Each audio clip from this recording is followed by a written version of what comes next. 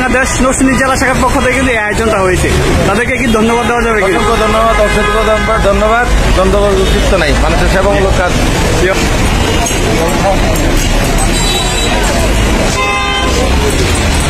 এই যে তীব্র রোদ্রের মধ্যে ইসলামী ছাত্র বাংলাদেশ এমন একটা আয়োজন করেছে, এই আয়োজনতে আপনারা সন্তুষ্ট কিনা? আলহামদুলিল্লাহ সন্তুষ্ট আছি, সবাইকে সন্তুষ্ট হইব। এই এখন দুপুরে 1:30 বাজে, এই সময় অত্যন্ত গরম। আমাদের যে যাত্রী ভাইরা আছে এবং যারা রাস্তায় পথচারী সবাই এই বিষয়ে অনেকটা সন্তুষ্ট হয়েছে, অনেকটা খুশি হয়েছে। সবাই তৃপ্তি সহকারে এটা গ্রহণ করছে এবং সবাই উৎসাহিত।